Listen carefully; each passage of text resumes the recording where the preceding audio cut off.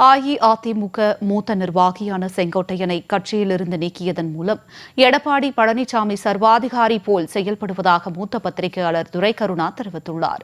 கழக பொதுச் செயலாளர் புரட்சித்தாய் சின்னம்மா கூறுவதைப் போன்று ஒன்றிணைந்து செயல்பட்டால்தான் 2026 தேர்தலில் திமுகவை வீழ்த்த முடியும் என்றும் அவர் குறிப்பிட்டுள்ளார்.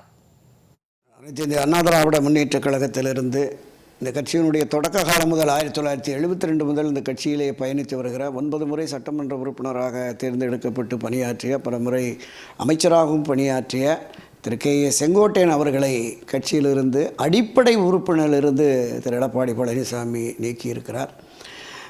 இதை மரியாதைக்குரிய திருமதி சசிகலா அவர்கள் தெரிவித்தது போல ஒரு சிறுபிள்ளைத்தனமான செயல் என்றுதான் நான் கருதுகிறேன். இதற்கு அவர் கடும் கண்டனமும் தெரிவித்திருக்கிறார். என்னை பொறுத்தவரையில் இது இந்த தீட்டிய மரத்தில் கூர்பார்க்கும் கத்தி போன்ற செயல். அந்த அளவிற்கு தான் அவருடைய ஒரு எதேச்சதிகார சர்வாதிகார போக்கு இருக்கிறது என்பதுதான்.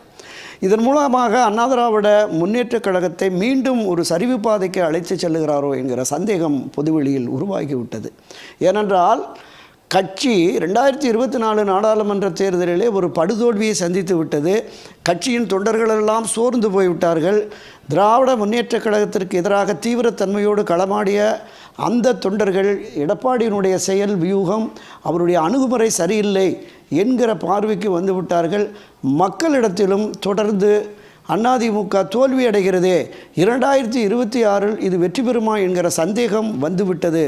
எனவேதான் விலக்கி வைக்கப்பட்டவர்களை, விலகிச் சென்றவர்களை, அதிருப்தியில் இருப்பவர்கள் அனைவரையுமே ஒன்றிணைத்து மீண்டும் புரட்சித் தலைவர் எம்ஜிஆர், அம்மா செல்வி ஜெயலலிதா காலத்தில் இருந்த வலிமை மிக்க கட்சியை நாம் கொண்டு வந்தால் மட்டுமே தேர்தல் களத்திலே திராவிட முன்னேற்றக் கழகத்தை வீழ்த்த முடியும் என்றுதான் தொடர்ந்து இவர்கள் கடந்த 3-4 ஆண்டுகளாக போராடி வருகிறார்கள்.